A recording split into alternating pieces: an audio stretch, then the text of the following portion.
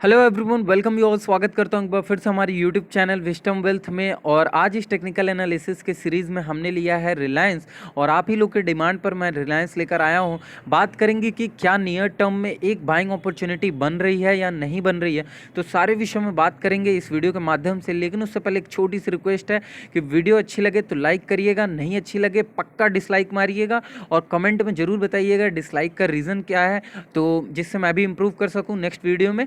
और चलिए शुरू करते हैं। यहाँ पर सबसे पहले मैं 1 डे के टाइम फ्रेम पर आपको दिखाने की कोशिश करूँगा, और जो भी ये एनालिसिस होगी ध्यान में रखिएगा इंट्रा डे के पर्पज़ से नहीं है, एक स्विंग के पर्पज़ से मैं बात करूँगा। यानी कि max to max 1 to 2 days की होल्डिंग होगी, जिसमें हम CNC में कोई लिवरेज नहीं लेंगे, कोई भी किसी प्रकार का हम मैक्स टू मैक्स लिवरेज नहीं लेकर पूरी की पूरी कैश एंड कैरी होगा।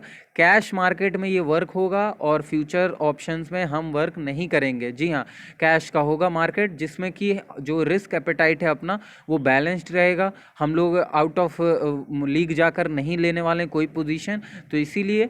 और अगर SL हिट होता है तो प्रॉपर उसको एक्सेप्ट करेंगे, निकल जाएंगे। देखिए, discipline and psychology is very much important in stock market and you have to follow these all steps.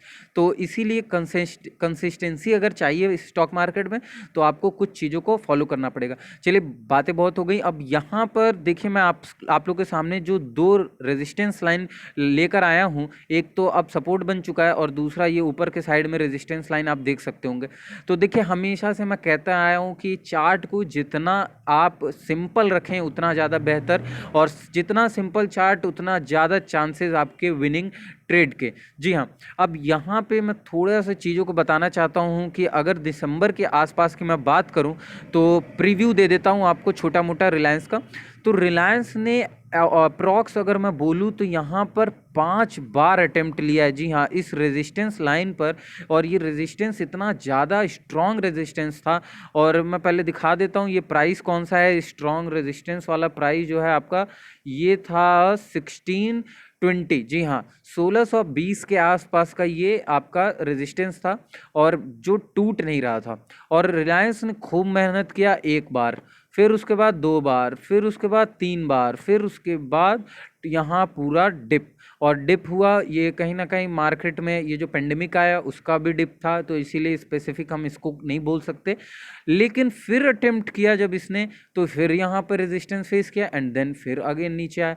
तो कहीं ना कहीं ये इतना बड़ा रेजिस्टेंस था कि जिसको अगर मैं बोलूँ तो 5 बार में, इवन नॉट 5 बार में, 6 बार में इसने कप एंड हैंडल का फॉर्मेट यहाँ बनाया। आप देख सकते हैं यहाँ कप एंड हैंडल का एकदम सिंपल फॉर्मेट बना था, और यहाँ पे ब्रेकआउट देखने को मिला। उसके बाद का सिनेरियो अगर बात करें तो यहाँ वॉल्यूम के साथ ब्रेकआउट था, बहुत ही डिसेंट ब्रेकआउट मिला। एंड वापस से अब थोड़ा सा मैं मैक्सिमाइज करूं आपको, तो दिखाने की कोशिश करूंगा कि एक ऐसे लेवल पर है कि जहां फिर से या तो रेजिस्टेंस फेस करेगा। देखिए, मैक्स टू मैक्स हम यही देखते हैं कि रेजिस्टेंस पर हमेशा बहुत से स्टॉक जो है मोस्टली टाइम रिएक्ट करते हैं, रिस्पेक्ट करते हैं रेजिस्टेंस की, और ब्रेक होते हैं, और वहाँ से माफ़ करिएगा, वहाँ से रिवर्स होते हैं और उसको एकदम रिस्पेक्ट करके वापस आते हैं। लेकिन ये तभी केस होता है जब आपका जो स्टॉक है वो ट्रेंडिंग जोन में ना हो। जी हाँ, यानी कि ट्रेंडिंग जोन का मतलब क्या है। अब ट्रेंडिंग जोन से आप समझिएगा कि मैं हमेशा से बोलता आया हूँ कि अगर आपको ट्रेंड पता करना है किसी स्टॉक का, how to find a trend of any stock, तो आप सीधा आंख बंद करें और 1 मंथ के टाइम फ्रेम पर चले जाएं। जी हाँ, 1 मंथ के टाइम फ्रेम पर जैसे ही आप जाएंगे तो वहां पर आपको ट्रेंड पता चल जाएगा कि अब तक स्टॉक ने क्या किया और स्टॉक अभी क्या कर रहा है। अगर मैं यहाँ पे आपको दिखाऊं, यहाँ पे 1 मंथ के ही डायरेक्ट मैं लेकर चलता हूँ और आपको दिखाता हूँ। जी हाँ, अब पूरा 1 मंथ का जरा चार्ट देखिएगा, आपको ट्रेंड पता चल गया होगा ट्रेंड क्या है एकदम। ये कोई भी नोवाइज या मैं बोलूं जो एकदम बिगनर है वो भी बता देगा कि ट्रेंड इस स्टॉक में अपर ट्रेंड है, क्लियरली। ठीक है, अब यहाँ पर मंथली पे तो देखिए यहाँ पे भी ब्रेकआउट हुआ है, मैं इस पर अभी आने वाला था, अब जब आ गए हूँ तो यहाँ पे भी मैं बता ही देता हूँ। देखिए मंथली पे भी एक डिसेंट ब्रेकआउट देखने को मिला है, ठीक है। अब ये जो ब्रेकआउट हुआ है इस रेजिस्टेंस को, ये रेजिस्टेंस बन गया अब बहुत ही डिसेंट सपोर्ट। अब देखते हैं कि क्या ऊपर के लेवल पर वन डे पर, क्योंकि हमको तो करना है स्विंग, तो हमको हर तरीके से देखना पड़ेगा। तो 1 मंथ पर यहाँ पे ब्रेकआउट देखने को मिला which is also decent breakout, और यहाँ पर अब हम 1 डे पर वापस आते हैं। तो जैसा कि मैं बता रहा था आपको कि हमेशा ट्रेंड दिखिएगा 1 मंथ पे। ट्रेंड क्या है स्टॉक का, अगर ट्रेंड बुलिश है, ध्यान में रखिएगा, फिर से मैं रिपीट कर रहा हूं, अगर ट्रेंड किसी स्टॉक का बुलिश है तो वो ट्रेंड के जो चांसेस हैं रेजिस्टेंस ब्रेक करने के वो मैक्स होते हैं। ध्यान से सुनिएगा, मैं फिर से रिपीट कर रहा हूं कि अगर ट्रेंड बुलिश है स्टॉक का 1 मंथ के चार्ट पर तो वो ज़्यादा चांसेस होते हैं कि रेजिस्टेंस जो है वो ब्रेक कर जाए। यही सेम सिनेरियो यहाँ पर देखने को मिल रहा है। अब यहाँ पर क्या है कि जो स्टॉक है रिलायंस जो है वो बहुत ही ज़्यादा अब हो चुका है स्ट्रॉन्ग। अब जिस हिसाब से ब्रेकआउट मिला ये अब बन चुका है पूरी तरीके से एक डिसेंट सपोर्ट। अब इस सपोर्ट पे कितना दिन या आने के बाद कितना सस्टेन करेगा ये तो वक्त बताएगा आगे वाले आने वाले टाइम में। लेकिन रिसेंटली अब हमें क्या करना है वो देखना है। अब देखिए यहाँ पर एक टाइम जोन की अगर मैं बात करूं, इस टाइम जोन में मार्केट ने यहाँ पे बिहेव किया है रिलायंस का, और हो क्या रहा है कि वापस से यू शेप का यहाँ पर फॉर्मेशन क्रिएट हो रहा है। और जैसा कि मैंने बताया कि जो स्ट्रॉन्ग ट्रेंड होगा अगर स्टॉक का मंथली चार्ट पर, तो रेजिस्टेंस को जो ब्रेक करने की पॉसिबिलिटी है वो ज़्यादा होगी। तो यहाँ पे भी हमको अब पोजीशन कब लेना है स्विंग के लिए मैं वो बता देता हूँ। तो पोजीशन तब लेना है जब इसको ब्रेक कर देगा ये, जब अब थोड़ा सा और मैक्सिमाइज करता हूँ और यहाँ पर मैं आपको दिखाता हूँ। अब देखिए ये जो रेजिस्टेंस है आपको मैं बताना चाहता हूँ कि इस रेजिस्टेंस का जो अपर लेवल है ये है 1805 और 6। आप 1805 1805 मान के चलिए, और 1805 अगर ब्रेक होता है तो बहुत ही डिसेंट मूव देखने को मिलेगा। और अगर नहीं ब्रेकआउट देता है विद हाई वॉल्यूम तो आप समझ लीजिएगा यहाँ से रिवर्सल के चांसेस ज़्यादा हैं।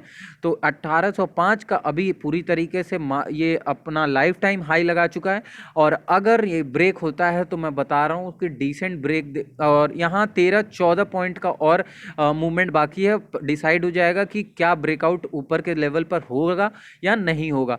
होता है ब्रेकआउट विद हाई वॉल्यूम, अच्छे वॉल्यूम के साथ, तो आपको नेक्स्ट कैंडल पर यानी कि इसके ब्रेकआउट कैंडल पर ये जो कैंडल बनेगा मैं दिखाना चाहता हूँ थोड़ा सा आपको।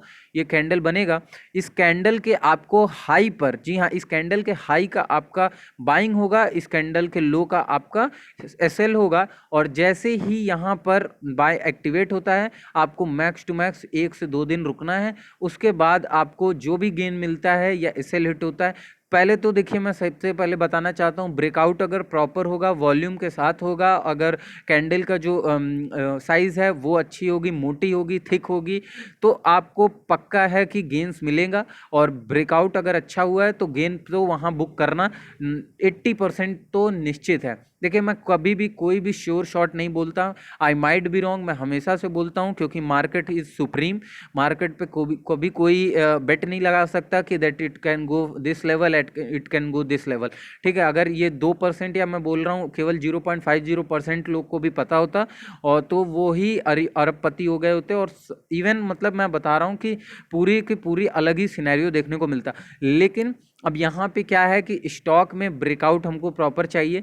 ब्रेकआउट देता है तो लॉन्ग टर्म के लिए भी मैं बोलूँगा कि जो कैश में लेते हैं स्टॉक वो भी अच्छा खासा बाइंग उठा सकते हैं, लेकिन आफ्टर अ प्रॉपर ब्रेकआउट। तो कंक्लूजन क्या है इस वीडियो का, हमको करना क्या है ये आपको समझ लीजिए कि ब्रेकआउट मिलता है इस रेजिस्टेंस का, यानी कि 1805 का ब्रेक मिलता है with high volume with thick candle, और पूरी तरीके से बुलिश कैंडल, बुलिश मारूबुजू बन जाए या बुलिश तरीके से पूरी कैंडल तैयार हो जाए विद हाई वॉल्यूम, तो हम वहाँ पर बाइंग अपॉर्चुनिटी ले सकते हैं। अब देखिए यहाँ पे भी बहुत सारी कैंडल्स जो होते हैं वो फॉल्स ब्रेकआउट दे देते हैं, उसके बाद रिवर्सल हो जाता है। तो इस चीज़ का भी ध्यान आपको रखना है, जो कैंडल की विक है वो नीचे भले लंबी हो जाए, ऊपर लंबी नहीं होनी चाहिए। विच ऊपर अगर लंबी है तो it's a representation of, it a sign of it a sign of supply zone, and नीचे की तरफ अगर विक लंबी है तो it's a sign of demand zone.